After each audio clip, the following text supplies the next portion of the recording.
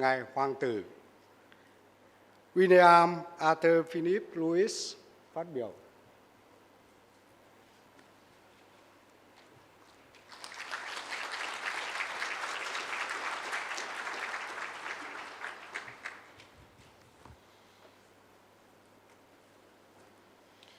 Vice President, Your Excellencies, Ministers, ladies and gentlemen.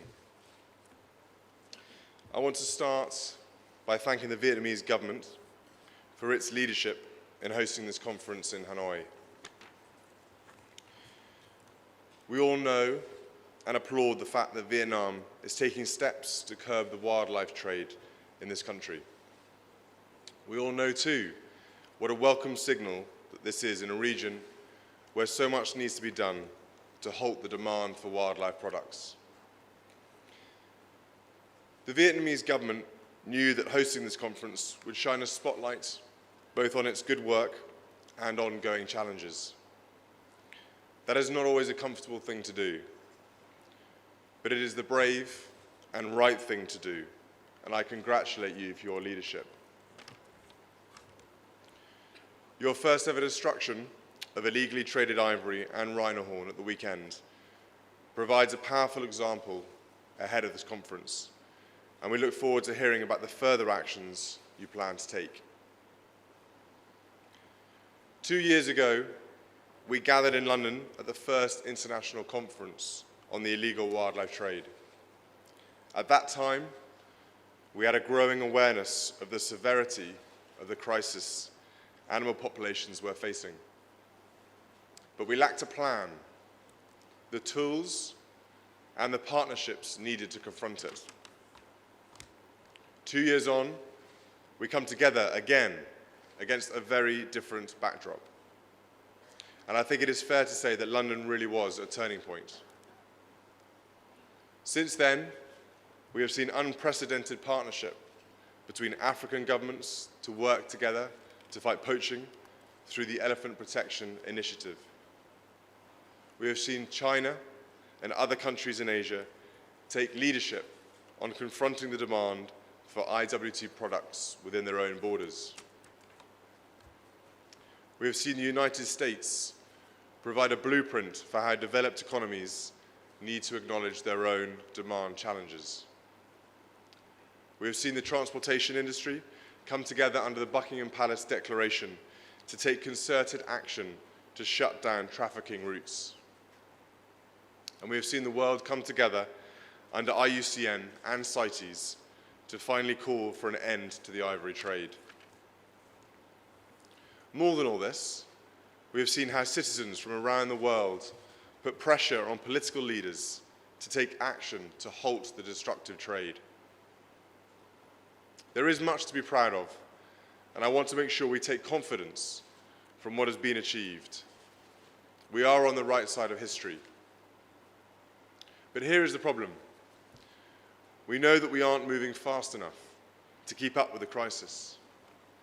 Rhinos, elephants, pangolin, lions, they are all still being killed in horrifying numbers. The Great Elephant Census, published this summer, confirmed our worst fears, that the shocking 30% decline in the African elephant population in just 7 years. So while we've made progress, the truth is we are still falling behind. A betting man would still bet on extinction. What we know is that the last 2 years have seen us get much more organized and take on a greater sense of urgency. But the organized crime syndicates we're up against are much more agile than we are. We are getting cleverer, but we need to admit that they are getting much cleverer as well. Their methods on the killing fields of Africa and Asia are more sophisticated than they were 2 years ago. The poachers are learning to be quiet and are much harder to track. Their brutality continues to escalate, with many more rangers killed since we gathered in London 2 years ago. Their trafficking networks have proven more resilient than we might have hoped. We are working harder at our ports and borders, but most illegally poached products are still slipping through the net. The seizures of smuggled ivory at Vietnam's sea and airports in recent weeks are a welcome sign of Vietnam's commitment, but also remind us of the ongoing scale of the trade. And attitudes on the use and purchase of illegally wildlife trade products are proving harder to shift than we might have liked. In this part of the world, we have to acknowledge the truth that newly aspirational consumers are still demanding more, not less ivory and rhino horn. That is the stark reality facing this conference, and it presents a number of tough questions. I just want to outline a few. The ongoing debate about domestic ivory trading. China has already signaled a total ban. The USA has instituted one, and other nations, including the United Kingdom, are considering it. We know now what previous generations did not. Ivory, treated as a commodity, is the fuel of extinction. Ivory is not something to be desired, and when removed from an elephant, it is not beautiful.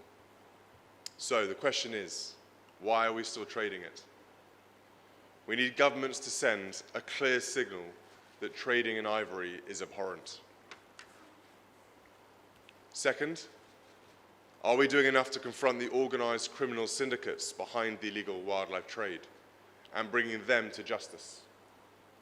After all, these people not only threaten to wipe out entire animal populations, but they leave a wave of violence and corruption behind them. They are a threat to the safety of our communities and to the strength of our institutions. Finally, are we doing enough to work with business and civil society to make the changes we need to see? I am very proud of what we achieved with the Buckingham Palace Declaration for the transportation sector. We now need to implement its commitments. But do we also need to ask what others should do? Who is convening the global antiques market? Are we doing enough with the traditional medicine community? What role should the tourism industry play in Africa? And what signals can the fashion and luxury sector send to change attitudes in emerging markets? These are big questions, but I believe that in answering them, we will build a campaign of action and awareness that is truly up to the crisis we are facing. We will discover the practical steps we need to add to our plan, and we will protect the momentum we have built over the last 2 years. We are all here because we care about saving these animals from extinction and protecting the communities that rely on them and safeguard them. But we know that many others do not share our sense of urgency. In a difficult moment in time, many would ask why this issue warrants priority and effort. I firmly believe that halting the extinction crisis and ending the illegal wildlife trade presents a real chance to demonstrate our collective confidence that we have the power to rise to the big problems of our time. If we cannot tackle this, it is hard to see how we will be effective in overcoming the other global challenges that face us. Compared to other global problems, IWT is remarkably uncontroversial. Almost everyone acknowledges the need to stop it, and everyone acknowledges that the extinction of our iconic species would be a great loss for humanity. It is only a test of will. And compared to other global problems, I really do believe it is relatively straightforward to solve. We know where the animals are that are being killed. We know through which ports, airports, and highways their products are being shipped from killing field to marketplace. And we know which markets are fueling the demand for the entire trade. We can win this battle. And in doing so, we can take a small but very important step in reminding ourselves that we are capable of rising to the challenges of our age. A message that our young people need to hear loud and clear. I wish you luck for a successful conference, and I thank you for the actions you will take to protect the natural heritage we all want to pass on to our children and grandchildren. Thank you.